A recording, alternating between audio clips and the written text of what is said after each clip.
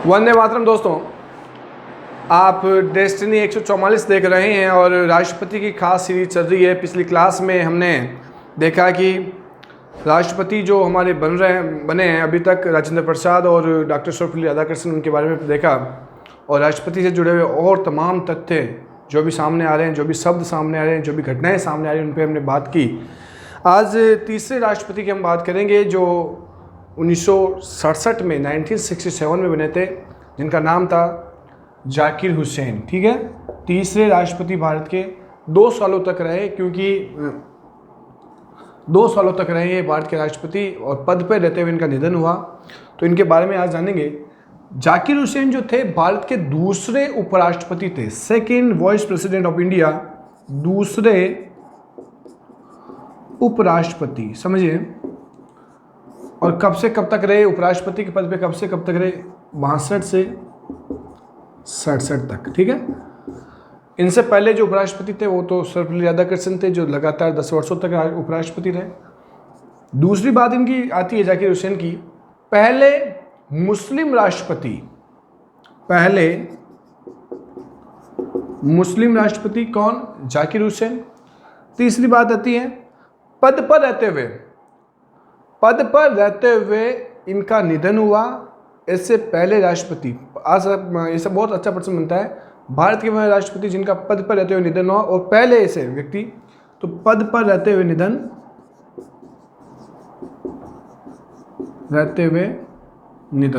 ठीक है। एक और इनसे जुड़ी हुई बहुत अच्छी बात है, जामिया मिलिया इस्लामिया जो यूनिवर्सिटी है, जो विश्वविद्यालय है दिल्ली में, उसके संस्थापक, तो जामिया विश्वविद्यालय के संस्थापक। ठीक है, आप ये भी याद रखें। अब्बू खां की बकरी के भी ये लेखक, आपने पढ़ा होगा स्कूल टाइम में, शायद 4th की क्लास में हमारा एक पाठ था हिंदी में, अब्बू खां की बकरी, और उसमें एक चांदनी नाम की एक बकरी रहती है जो पहाड़ पे चली जाती है और उसको भेड़िया खा जाता है। तो उस बकरी के जो लेखक हैं, उस बकरी की, क्या उस कहानी के जो लेखक है वो कौन है? जाकिर हुसैन। तो आप ये याद रखें, अब्बू खां की बकरी की जो कहानी है, उसके लेखक भी जाकिर हुसैन साहब रहे। दूसरे उपराष्ट्रपति, पहले मुस्लिम राष्ट्रपति, पद पर रहते हुए इनका निधन हुआ 1969 में। और जामिया मिलिया इस्लामिया जो विश्वविद्यालय है दिल्ली में, वहाँ के ये संस्थापक रहे हैं। ठीक है। अब दोस्तों, जैसा कि हमने अभी आपको कहा कि 1969 में 1969 में जाकिर हुसैन का निधन हुआ। इनके बाद में, जैसे कि आपको हमने बताया कि राष्ट्रपति नहीं रहते हैं या राष्ट्रपति का पद किसी कारणवश खाली हो जाता है, तो उपराष्ट्रपति भारत का राष्ट्रपति बनते हैं। तो उस वक्त उपराष्ट्रपति जो थे वीवी गिरी, ये उस वक्त क्या थे? वाइस प्रेसिडेंट थे। वाइस प्रेसिडेंट मतलब उपराष्ट्रपति थे, और उपराष्ट्रपति थे तो जैसे ही राष्ट्रपति का पद खाली हुआ तो ये भारत के राष्ट्रपति बने। तो देश के पहले कार्यवाहक राष्ट्रपति कौन? वीवी गिरी। देश के पहले कार्यवाहक राष्ट्रपति कौन बने? वीवी गिरी बने। कब बने? 1969 में। 1969 में, ये भी आप याद रखें। और यहां पर हमें एक चीज समझने की जरूरत है कि जब वीवी गिरी राष्ट्रपति के तौर पे, कार्यवाहक राष्ट्रपति के तौर पे काम कर रहे थे, तो उस वक्त क्या हुआ कि 1969 में राष्ट्रपति का चुनाव हुआ, क्योंकि चुनाव होना जरूरी था, क्योंकि 6 महीने के भीतर चुनाव होना जरूरी होता है।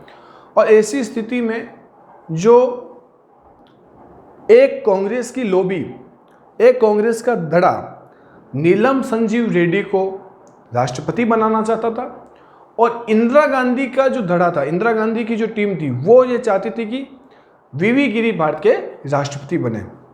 तो उस वक्त इंदिरा गांधी ने सभी लोगों से कहा कि अंतर आत्मा की आवाज़ के नाम पे वोट करें, और उसी अंतर आत्मा का आवाज़ का इनको चुनाव कहा गया। और नीलम संजीव रेड्डी पहले डिक्लेयर हो चुके थे कि कांग्रेस की ओर से राष्ट्रपति के चुनाव में उम्मीदवार हैं, और उन्हीं के बाद में वीवी गिरी भी चुनाव में आ गए। तो इन्होंने क्या किया, उपराष्ट्रपति थे, तो इन्होंने पद से इस्तीफा दिया। तो अब राष्ट्रपति पहले ही जा चुके, जाकिर हुसैन, उनका इंतकाल हो चुका है। उपराष्ट्रपति जिन्होंने अब चुनाव लड़े तो उन्होंने इस्तीफा दे दिया। अब मेन बात क्या आएगी, जब उपराष्ट्रपति ने इस्तीफा दे दिया तो अब भारत का राष्ट्रपति कौन रहेगा, तो सुप्रीम कोर्ट के मुख्य न्यायाधीश, chief justice of India, CJI. और उस वक्त 1969 में सीजेआई कौन थे, मोहम्मद हिदायतुल्लाह। ए टू जेड टॉपिक्स को हम बिल्कुल फैक्चुअल चीज से पढ़ रहे हैं। मोहम्मद हिदायतुल्लाह उस वक्त सुप्रीम कोर्ट के मुख्य न्यायाधीश थे, तो इन्होंने राष्ट्रपति के रूप में काम किया, इन्होंने राष्ट्रपति पद को संभाला। और यहाँ से एक अच्छा प्रश्न आता है कि सुप्रीम कोर्ट के वह न्यायाधीश जिन्होंने राष्ट्रपति के तौर पे काम किया, कार्यवाहक राष्ट्रपति के तौर पे काम किया, मोहम्मद हिदायतुल्लाह। और सबसे कम समय तक रहने वाले भी राष्ट्रपति कौन थे, मोहम्मद हिदायतुल्लाह। अब तक एकमात्र व्यक्ति सुप्रीम कोर्ट के चीफ जस्टिस ऑफ इंडिया जिन्होंने भारतीय राष्ट्रपति के रूप में काम किया, मोहम्मद हिदायतुल्लाह। बाद में मोहम्मद हिदायतुल्लाह भारत के उपराष्ट्रपति भी बनते हैं, आप ये भी याद रखेंगे। तो वीवी गिरी जिन्होंने चुनाव लड़ा 1969 में, दूसरे चरण में इनकी मतगणना गई, ये भी याद रखेंगे। सेकेंड राउंड में जीते, ठीक है, सेकेंड राउंड में जीते किससे, नीलम संजीव रेड्डी से। नीलम संजीव रेड्डी जो कांग्रेस की ओर से उम्मीदवार थे और अंतरात्मा की आवाज के नाम पे वीवी गिरी चुनाव में लड़ रहे थे। तो चौथे राष्ट्रपति कौन बने, वीवी गिरी। अब वीवी गिरी के बारे में थोड़ा सा जान लेते हैं, ठीक है। चौथे राष्ट्रपति वैसे बेसिकली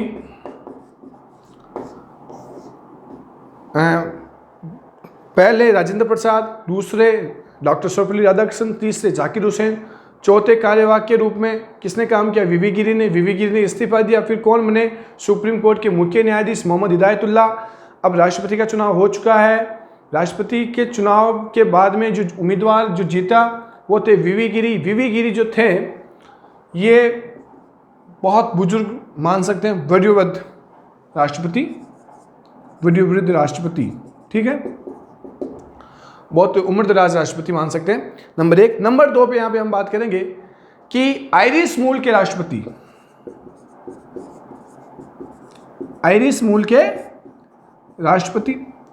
तीसरी बात, आयरिश मतलब आयरलैंड मूल के राष्ट्रपति। और तीसरी बात, इनकी चुनावी मतगणना दूसरे चरण में गई। इनकी चुनावी मतगणना जो थी पहले राउंड में ये विजेता की घोषणा नहीं कर पाए, क्योंकि आपको पता है कि 50% प्लस 1 जब तक इतना मत मूल्य प्राप्त नहीं कर जाता कोई भी उम्मीदवार, तो वो विजेता घोषित नहीं होता है। फिर अगर ऐसा नहीं होता तो फिर वो दूसरे राउंड में जाती है, फिर तीसरे में, चौथे में, ऐसे, ठीक है। तो पहले बार राष्ट्रपति के चुनाव में सेकेंड राउंड में जो मतगणना गई तो किनके चुनाव में गई थी, वीवी गिरी के चुनाव में। कब, 1969 में, 1969 में, आप ये भी याद रखेंगे। चौथी बात यहाँ पे, दूसरी बार भारत में जब राष्ट्रपति शासन लगा, दूसरी बार जब भारत में राष्ट्रपति शासन लगा, तब भारत के राष्ट्रपति कौन थे, वीवी गिरी थे। दूसरी बार राष्ट्रपति शासन कब लगा, दिसंबर 1971। क्यों लगा, क्यों लगा, देखिए राष्ट्रपति शासन कब लगता है, हमने पहले वीडियो में बताया था और अब वापस बता रहे हैं। 4 स्थितियां होती है जब राष्ट्रीय आपातकाल 352 के द्वारा जो लगता है, जब कोई देश भारत पर आक्रमण कर दे या भारत किसी देश पे आक्रमण कर दे। 2, तीसरी, भारत 2 देशों के युद्ध में या अनेक देशों के युद्ध में शामिल हो जाए। चौथी, भारत की जनता सशस्त्र विद्रोह कर दें, हथियारों के साथ में विद्रोह कर दें। तो यहाँ पर कौन सी कंडीशन थी, स्थिति थी, यहाँ पर यह हुआ था कि पूर्वी पाकिस्तान व पश्चिमी पाकिस्तान, पूर्वी पाकिस्तान का मतलब होता है बांग्लादेश और पश्चिमी पाकिस्तान जो आज का जो पाकिस्तान है, इन दोनों के बीच में युद्ध हुआ और इसी युद्ध में भारत ने पूर्वी पाकिस्तान की मदद की और एक नया देश बना बांग्लादेश। कौन सा देश बना दोस्तों? बांग्लादेश। पहले पूर्वी पाकिस्तान और पश्चिमी पाकिस्तान एक ही था। और आपको बता दें कि जब लॉर्ड माउंटबेटन योजना 3 जून 1947 को जब हिंदुस्तान में आया, उसने अपना प्लान पेश किया, 3 जून प्लान पेश किया, उसमें साफ तौर पे लिखा था कि बंगाल के आसपास का जो क्षेत्र जहाँ पे मुस्लिम आबादी ज़्यादा है वहाँ पे पाकिस्तान बनेगा। नंबर 2, पंजाब के जो क्षेत्र है वहाँ पे एक पाकिस्तान बनेगा। तो 2 पाकिस्तान बने थे उस वक्त, 2 जगह पाकिस्तान था, एक तो पूर्वी पाकिस्तान कहलाया, एक पश्चिमी पाकिस्तान कहलाया। तो पूर्वी पाकिस्तान की भारत ने उस वक्त मदद की और भारत की मदद से ही पूर्वी पाकिस्तान आज़ाद हुआ एक प्रकार से। दिसंबर 1971 में आपातकाल लगा। तो दूसरी बार आपातकाल कौन से राष्ट्रपति के शासनकाल में लगा? वीवी गिरी के शासनकाल में लगा। क्यों लगा? कारण आपको पता है। बांग्लादेश का राष्ट्रगीत हमारे ही देश के एक व्यक्ति ने लिखा था जिनका नाम है रविंद्रनाथ टैगोर, और उसके बोल हैं अमार सोनार बांग्ला। 1905 में जब बंगाल विभाजन हुआ था, 16 अक्टूबर 1905 को जब पूरे बंगाल में राखी मनाने की बात कही गई थी रविंद्रनाथ टैगोर के द्वारा, उस वक्त उस विभाजन से आहत होकर गुरुदेव रविंद्रनाथ टैगोर ने जो गीत लिखा अमार सोनार बांग्ला, उसी गीत को बाद में बांग्लादेश ने क्या अपनाया? अपना राष्ट्रीय गीत अपनाया। ठीक है, तो आप ये भी याद रखें, वीवी गिरी जिनकी चुनावी जीत सेकेंड राउंड में हुई, भारत के 4थे राष्ट्रपति थे ये, एक प्रकार से पूर्ण, अगर राष्ट्रपति के चुनाव निर्वाचित राष्ट्रपति में देखें तो कौन से नंबर के थे? 4थे नंबर पे। 5वें राष्ट्रपति की जब हम बात करते हैं, फखरुद्दीन अली अहमद। फखरुद्दीन अली अहमद पहले जो वीवी गिरी थे वो कब से कब तक रहे? 1969 से 74 तक रहे थे। और फखरुद्दीन अली अहमद 74 से 77 तक, 1974 से 1977 तक। देश के दूसरे मुस्लिम राष्ट्रपति, देश के दूसरे मुस्लिम राष्ट्रपति, याद रखें आप। दूसरी बात, इनके शासनकाल में भारत में तीसरी बार राष्ट्रीय आपातकाल लगा या राष्ट्रपति शासन लगा? तीसरी बार राष्ट्रीय आपातकाल यानी इमरजेंसी लगी तीसरी बार। और इसका कब लगा है? जून 1975 को। ठीक है, डेट, एक्चुअल डेट 25 जून। वैसे 25 और 26 जून दोनों डेट हैं, और इसी 25 जून से जुड़ा हुआ RS 2018 में प्रश्न आया था कि राष्ट्रीय आपातकाल की घोषणा कब की गई थी? 25 जून 1975 को। ठीक है, 1975 आप ये याद रखें। 1975 में दोस्तों बॉलीवुड की सबसे हिट फिल्म आई थी शोले। ठीक है, 15 अगस्त 1975 को शोले आई थी। और 25 जून से आप एक चीज़ और याद रख सकते हैं, 25 जून 1983 को भारत ने क्रिकेट का पहला विश्व कप जीता था। लंदन में वो मैच हुआ था और कपिल देव उस वक्त भारत के कप्तान थे। 2 अप्रैल 2011 को भारत ने एक बार फिर से विश्व कप जीता, वानखेड़े स्टेडियम मुंबई में श्रीलंका को हराया। तो यहाँ पर एक चीज़ हमें समझनी है कि ये आपातकाल क्यों लगा। डेस्टिनी 144 आपको प्रत्येक चीज़ का नॉलेज दे रहा है। और ये आपातकाल क्यों लगा, किस वजह से लगा? इसकी एक वजह थी, मूल वजह थी कि भारत की जनता ने सरकार के खिलाफ विद्रोह कर दिया। सरकार किसकी? इंदिरा गांधी की सरकार। किसकी सरकार? इंदिरा गांधी की सरकार। ठीक है, और कहीं लोगों को जेल में डाल दिया गया, आपातकाल लगा, कहीं महीनों तक आपातकाल लगा। तो 25 जून को ये घोषणा की गई, 26 जून को मंत्रिपरिषद ने लिखित में इन चीज़ को लिया। तो फखरुद्दीन अली अहमद उस वक्त भारत के राष्ट्रपति थे, दूसरे मुस्लिम राष्ट्रपति थे फखरुद्दीन अली अहमद साहब। और यहाँ पर आप देखिए 74 से 77 यानी 5 साल तक नहीं रहे। क्यों नहीं रहे? क्योंकि इनका पद पर रहते हुए निधन हो गया। पद पर रहते हुए निधन। ठीक है, पद पर रहते हुए निधन हुआ। आपातकाल की जो कारण है, बहुत बड़े कारण है, उस पर एक पूरी क्लास ली जा सकती है इस तीसरे आपातकाल के ऊपर। 25 जून आप याद रखें, है ना, 25 जून 1975। तो 1977 में इनका निधन हो गया साहब। अब देखिए, दूसरे मुस्लिम राष्ट्रपति और दूसरे व्यक्ति राष्ट्रपति के रूप में जिनका पद पर रहते हुए निधन हुआ।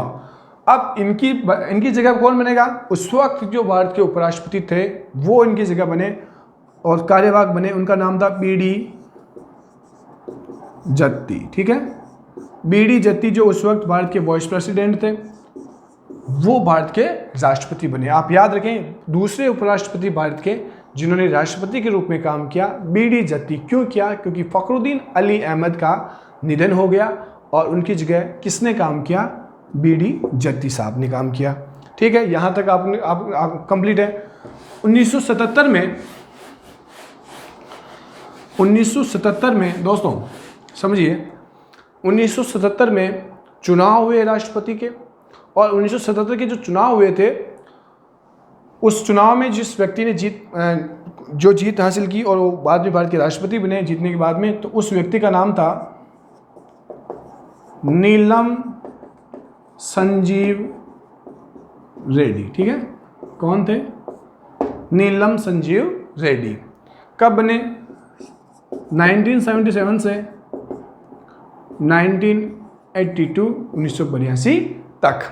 ठीक है, अब नीलम संजीव रेड्डी के बारे में जानते हैं। लोकसभा के पूर्व अध्यक्ष, लोकसभा के पूर्व अध्यक्ष, the former speaker of the Lok Sabha. और कौन? नीलम संजीव रेड्डी लोकसभा के पूर्व अध्यक्ष थे। 1969 में चुनाव आ रहे, किससे आ रहे? वीवी गिरी से। तीसरी बात, सबसे कम उम्र के राष्ट्रपति, सबसे कम उम्र के राष्ट्रपति, ये भी याद रखें, निर्विरोध चुने गए। निर्विरोध चुने गए, जो इनके साथ में थे उनका वो पर्चा खारिज हो गया था, तो निर्विरोध चुने गए, निर्विरोध चुने गए। ये तमाम तथ्य आपको याद रखने हैं कि चुनाव में हारे, लोकसभा से जुड़ा हुआ अच्छा प्रश्न बनता है कि लोकसभा के पूर्व अध्यक्ष जो क्या बने? भारत के राष्ट्रपति बने। ठीक है, लोकसभा जिसको लोअर हाउस बोलते हैं, निम्न सदन बोलते हैं, 1952 में लोकसभा का गठन किया गया। आप ये भी याद रखें।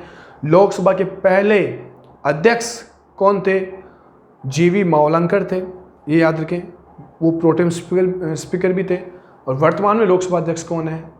ओम बिरला साहब हैं, जो भाजपा से हैं और कोटा से सांसद हैं। ठीक है, तो नीलम संजीव रेड्डी जो भारत के राष्ट्रपति रहे, सबसे कम उम्र के राष्ट्रपति, 1969 में चुनाव आ रहे वीवी गिरी से, लोकसभा के पूर्व स्पीकर रहे, सबसे कम उम्र के, और निर्विरोध चुने गए। इनके खिलाफ किसी ने चुनाव नहीं लड़ा उस वक्त, मतलब जो थे उनका जो पर्चा था वो खारिज हो गया था, तो इस हिसाब से ये इनके साथ अपोजिशन में कोई नहीं था। नीलम संजीव रेड्डी के बाद में कौन भारत का राष्ट्रपति बना? तो ज्ञानी जेल सिंह। ज्ञानी जेल सिंह 1982 से 1987 तक। ठीक है, कार्यकाल आपको बिल्कुल स्पष्ट रूप से हम लिखवा रहे हैं, जुड़े हुए तमाम तब तथ्य बता रहे हैं, शब्द जो भी जहां से भी जुड़ा हुआ उसके बारे में भी बताने की पूरी कोशिश की जा रही है, और भी ज़्यादा हम बताएंगे। तो ज्ञानी जेल सिंह राष्ट्रपति बने। यहां पर समझना है, देश के पहले सिख राष्ट्रपति, देश के पहले सिख राष्ट्रपति। ठीक है, नंबर 2 पे याद रखेंगे, सिख राष्ट्रपति हो गया। सबसे कम पढ़े लिखे राष्ट्रपति भी इनको कहते हैं, सबसे कम पढ़े लिखे राष्ट्रपति। सबसे कम पढ़े लिखे का मतलब ये नहीं है कि भाई कुछ आता ही नहीं हो या अंगूठा लगाते हो, ऐसा भी नहीं है, लेकिन सबसे कम पढ़े लिखे का मतलब है कि अब तक जितने राष्ट्रपति बने उनमें सबसे कम एजुकेशन आपकी रही। तीसरी बात, यहाँ पे एक बहुत अच्छा प्रश्न बनता है, और प्रश्न ये है कि भारत के संविधान में अनुच्छेद 111 है। अनुच्छेद 111 ये कहता है राष्ट्रपति की वीटो शक्तियां, वीटो पावर। ठीक है, जिसमें निलंबनकारी वीटो होता है, जिसमें जेबी वीटो होता है। तो इन जो 3-4 प्रकार के विशेषित वीटो, सामान्य वीटो, ये जो वीटो होता है, इन वीटो में सबसे बड़ी बात है जेबी वीटो, जिसको पॉकेट वीटो भी कहता है, जाओ हस्ताक्षर नहीं करता मेरा मन है, यानी राष्ट्रपति उस वीटो को अगर उस पर वीटो लगा दे, वीटो का मतलब होता है मना करना, निषेध करना, रोकना। ठीक है, हम संयुक्त राष्ट्र संघ वाले वीटो की बात नहीं कर रहे हैं, जो 5 देशों को वीटो पावर मिली हुई है उसकी हम बात नहीं करें, लेकिन जो वीटो यहाँ पर राष्ट्रपति की जो वीटो शक्तियाँ हैं, राष्ट्रपति की जो वीटो शक्तियाँ हैं उनमें से एक वीटो शक्ति का इन्होंने इस्तेमाल किया और उसका उस वीटो पावर का नाम था जेबी वीटो, जेबी वीटो। ठीक है, ये याद रखें, इसी को कहते हैं पॉकेट वीटो।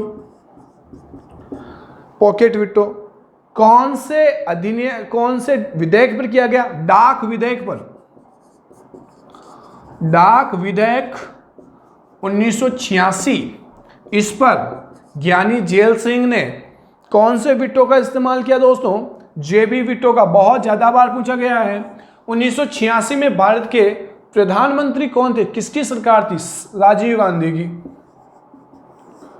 राजीव गांधी की सरकार थी, आप ये भी याद रखें। राजीव गांधी उस वक्त नए नए आए थे राजनीति में, जब आपको पता, हमें याद है, आपको पता होना चाहिए 31 अक्टूबर 1986 को 84 को जब 1984 की हम बात करें, उस वक्त इंदिरा गांधी की हत्या हुई और इंदिरा गांधी की हत्या के बाद में राजीव गांधी 1 नवंबर 1984 को राजीव गांधी भारत के प्रधानमंत्री बने। इसके बाद में 1986 में डाक विधेयक आया। डाक विधेयक में जेबी वीटो का इस्तेमाल किस राष्ट्रपति ने किया? ज्ञानी जेल सिंह ने किया। बिल्कुल साफ तौर पे याद रखें।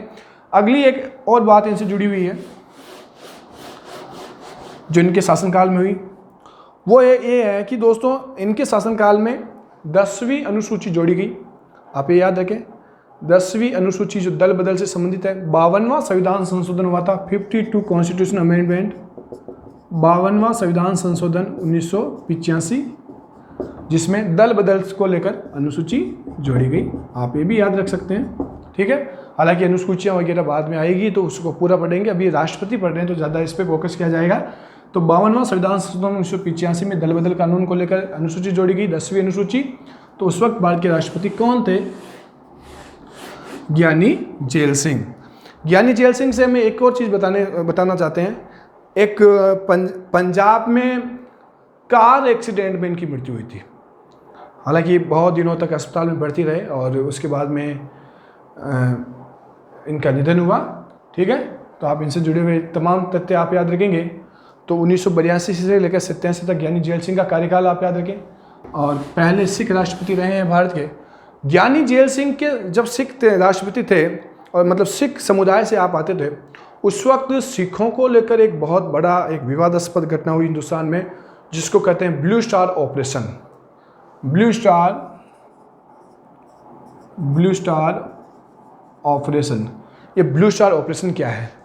ब्लू स्टार ऑपरेशन एक प्रकार से हिंदुस्तान की एक बहुत विवादास्पद घटना रही है, और इसमें जून 1984 को एक घटना हुई थी, ब्लू स्टार ऑपरेशन। तो उस वक्त भी भारत के कौन थे राष्ट्रपति? कौन थे? ज्ञानी जेल सिंह थे। ठीक है, स्वर्ण मंदिर में काफ़ी आतंकवादी छिप गए थे, उनको मारा गया, और वो एक अलग देश की मांग कर रहे थे जिसको खालिस्तान नाम देने की बात कर रहे थे। तो बहुत बड़ा टॉपिक है। तो उस वक्त भी भारत के राष्ट्रपति कौन थे? ज्ञानी जेल सिंह थे। ज्ञानी जेल सिंह के बाद में भारत के राष्ट्रपति जो बनने की अगली कड़ी में नाम है रामास्वामी वेंकट रमन। ठीक है, रामास्वामी वेंकट रमन 1987 से 1992। ठीक है, आप ये डेट बिल्कुल याद रखें, सन बिल्कुल याद रखें, और जितने भी फैक्ट्स आएंगे वो हम आपको बताते रहेंगे। 1987 से 82 तक ये भारत के 92 तक 1992 तक राष्ट्रपति रहे। रामास्वामी के शासनकाल में सबसे पहला प्रश्न बहुत ज़्यादा पूछा गया है कि ऐसे राष्ट्रपति जिन्होंने 4 प्रधानमंत्रियों के साथ में काम किया, कौन? रामास्वामी वेंकटरमन। कितने प्रधानमंत्रियों के साथ में? 4। कौन कौन से, उनका नाम भी जान लेते हैं। नंबर 1 राजीव गांधी,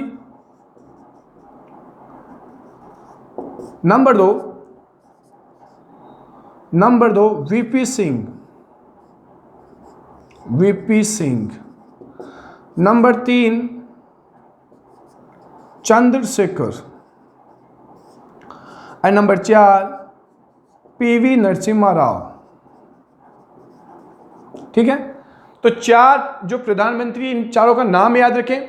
अब बहुत बार क्लास में, ऑफलाइन क्लास में, फेस टू फेस काफ़ी दोस्तों ने हमसे पूछा था कि एक राष्ट्रपति 4 प्रधानमंत्रियों के साथ में कैसे काम कर सकता है। तो अलग अलग समय पे थोड़े समय के लिए राष्ट्रपति प्रधानमंत्री रहे, लेकिन ये तो 5 सालों तक रहे ना। तो अब देखिए, अब इन्होंने राजीव गांधी के साथ में कब काम किया, वीपी सिंह के साथ में कब काम किया, चंद्रशेखर के साथ में कब काम किया, और पीवी नरसिम्हा राव के साथ में कब काम किया।